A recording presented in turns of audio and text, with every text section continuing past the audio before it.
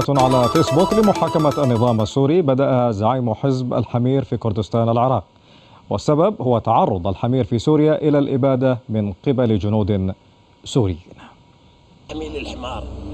حزب الحمير العراقي يدخل على خط الثورات العربية وبالتحديد الثورة السورية بعدما قام جنود سوريون بإعدام مجموعة من الحمير. بيان هام: نحن أبطال عملية الحمار المندس النوعية، نتبنى عملية التصفية الجسدية الكل الحمير يلي يحاول يقعدوا محل معلمنا. يا بشار لا تهتم كل جحاش رح تندم، يا بشار لا تهتم كل جحاش رح تندم، ومن قلن إنا بدننا اللاحق كل حمار تسوي له نفسه يقعد محل معلمنا بو سليمان.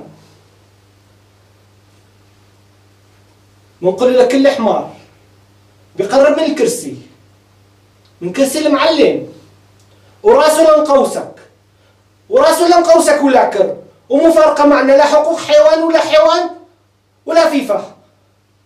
لازم هذول يحاكموهم، لكن اذا صار محكمه لازم يعزموا عمر كلهم، حتى اذا كل يعفيهم انا ما اعفيهم والله. هذا يعني يثبت بانه في موقع اضعف موقع، لان حتى الطفل الجاهل بالشارع يقدر يقتل حمار، والجيش والنظام وهلا هلا.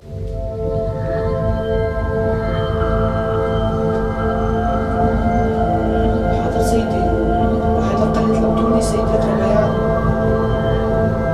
سيدي قديش يعني 200 ليرة وراسه بقدر سيدي بسهرة واحدة بنطيرهم سيدي لك ابو حيدر واقف برا مثل الجحش، خليه يقرا البيان سيدي.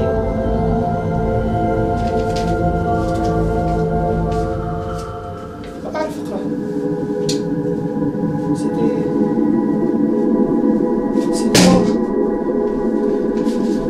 سيدي هيك ظابطة هيك سيدي، بخوف سيدي وراسه بكره بيرفسون بقلبي بروح فيها سيدي.